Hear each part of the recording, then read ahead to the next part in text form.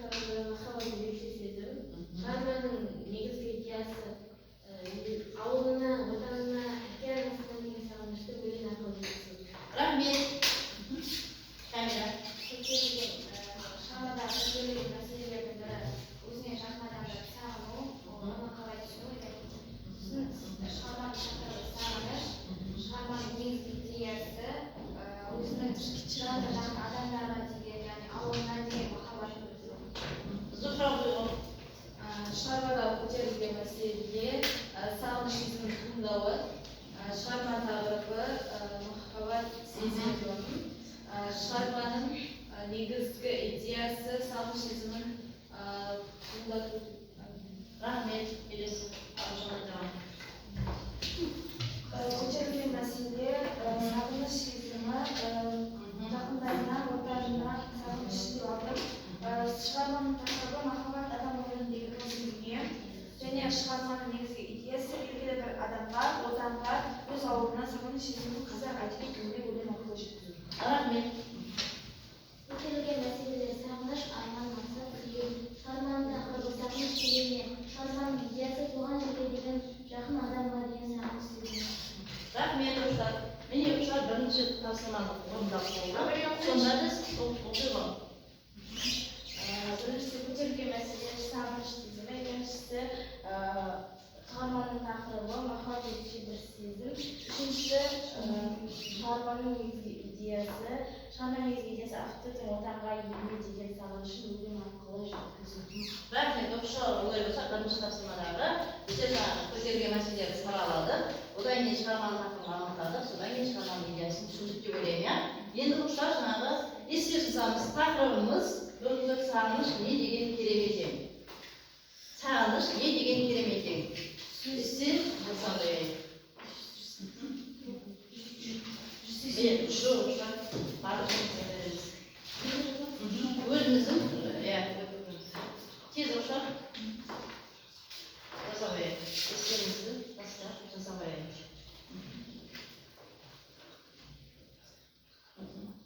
Тез жасайық.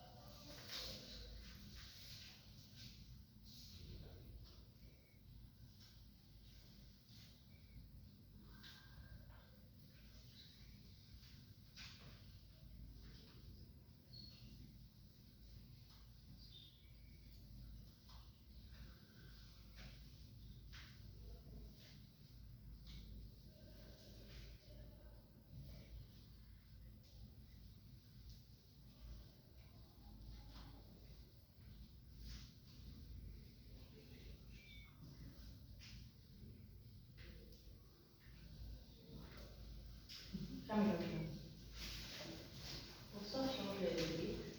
Sağmış iyi. Sağыныш адам бойында тылсым дүниелердің бірі.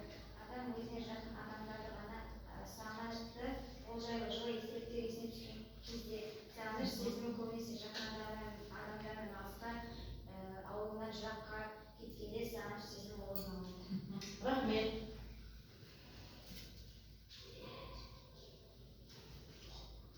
Ayakta anlatmıştı. Okuyoruz. Okuyorum.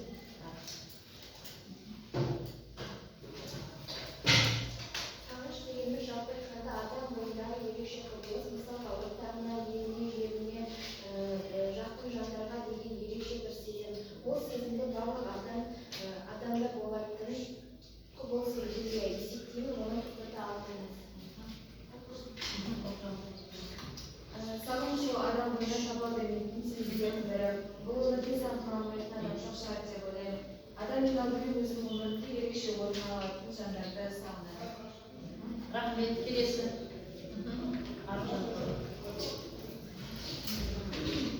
Сағыныш дегеніміз адам бойындағы бір сырқылмайтын дүние деп ойлаймын. Ата-анама деген, ауылыма, тауым мен кең далама, әжеме деген сағынышым тіпті де шексіз. Адам сағынбаса сезімі болмаған шығар.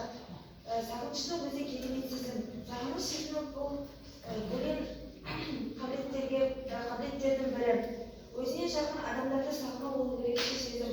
Басқа елде болып өз елінің топырағын, тілін, ұлтын, халқын сағыну, ата-анадан жырақ кезде жүргенде сол адамдарға махаббатын сағынышын асуы өте керемет сезімдердің бірі.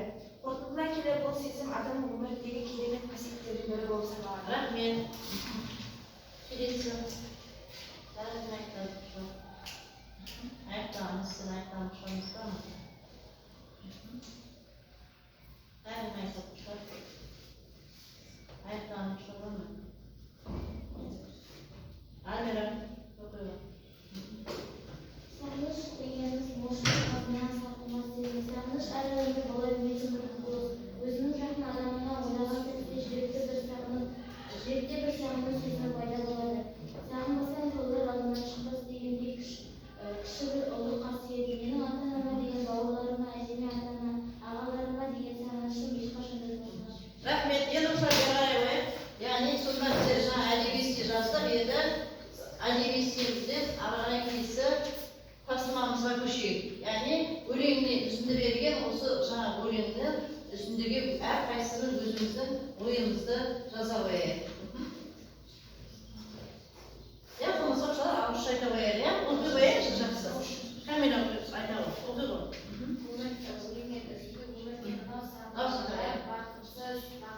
Талайсыз, қазақтың жыры абайсыз, иә? Ойын сенің? Осы өлең шумағына байланысты Бұл өмірде айтады. өзіне жақын адамдарды сағынбайтын адам болмайды, бақытсыз адам болған менде өзіне жанына жақын деген адамдарды әрбір адам сағынады. Әрбір адам өзіне жақын адамдарды ойлайды. Отырамын. Әнеге. Екіншісі. Сағынбай бастан талдауында сенің алдыңнан шықпас асқақтап. Яғни қазіргі таңда көп адамдар қалада жұмыс істеп, қалада тұрып жатады. Өзінің ауылына, өзінің сағынышын басуға келген кезде сен сағынған нәрселердің бәрі алдыңнан шығады. Ал енді сен сағынбай барсаң, сен ешнәрсеге назар аудармайсың, тек қана ауылға барып қайтып кетесің. Сол себепті сен сағынған нәрселердің бәрі алдыңнан шықпас деп айтуға болады. Жақсы, рахмет. Үшіншісін оқи қояйық. Оқи ғой. Көкірегінде сағыныш қадап мұратта батырасың не бар жаным, алдыңға тұрған қираттың сағын көрінбей жатқан ажалың. Яғни бұл жерінде сен адам сағыныш барлық адамдарда бола бермейді.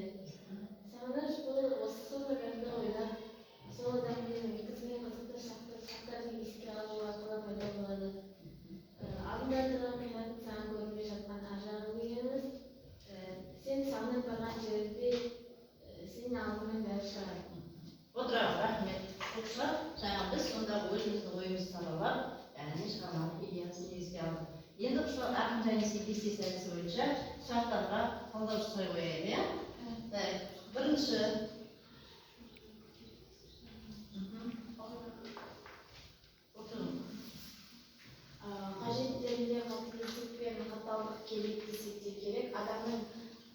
Адамның заңғар ұлылығы сен сағынышыңмен есептейсің дейді. Оны келісесің бе? Иә, келісемін. Себебі әрбір жерде қатыгездік пен қаталдық бірге жүреді. Әрбір жерде ақ пен қара дегендей қатыгездік пен қаталдық бірге жүреді. Адам бойындағы сағынышын сағынышымен өзіне жеткізе алады. Рахмет. Екіншісін оқи қояйық. Екіншісін сұрап Сағынбай барсаң, қолайда сенің алдына шықпа тасқақтап, ойлау мүмкін дүниенің нұр келген екен деп тасқақтап. Бұл өлең жолдарында жалпы өзінің сағынышын жеткізу, мысалы бірге сағынып барсаң, ол саған өзінің көркін, әдемілігін көрсетеді. Егер сағынбай ештеңе сағыныш сезім болмаса, бұл өлеңде ол саған қызықсыз болады. келесісін оқи қояйық. Бабалар біздің сағынған жанның арманын аңсап биігір, әжелер бізді сағынған жан салдырып асқақ иығы дейді.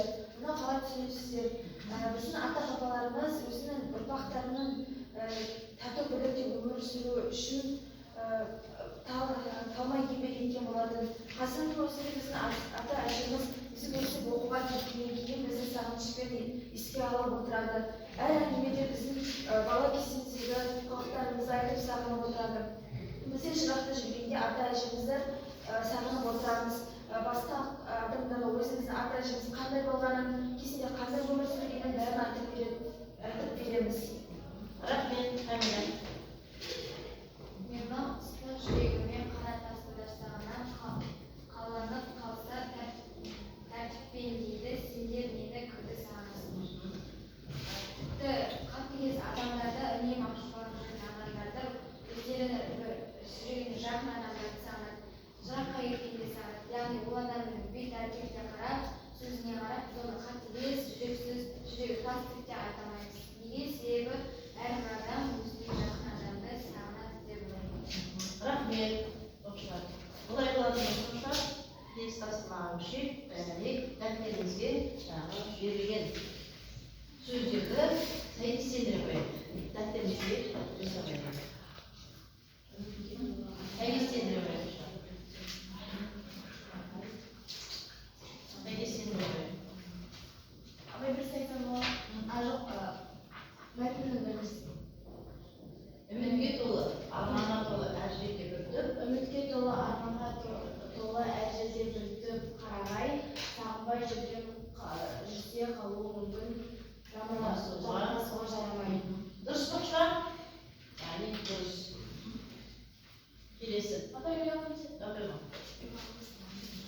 Көкірегімде қаныш бағланған, мұрат та барда, жаным алдында тұрған қартла саған көрінбей жатқан әр жағын қат деген. Қат деген сөз. Апай үшінші Оқиға. Сағынбай барсаң, тау ете сенің тербелмес жастық жағынбай. Таулардың теңіз Екінші тегі Сағынбай барсаң, тауда сенің аңына шықпас ашындап, ойлауы мүмкін дүниенің Апай төртіншісін оқиға. Енді келесі бесіншісін. Оқиға бесіншісі.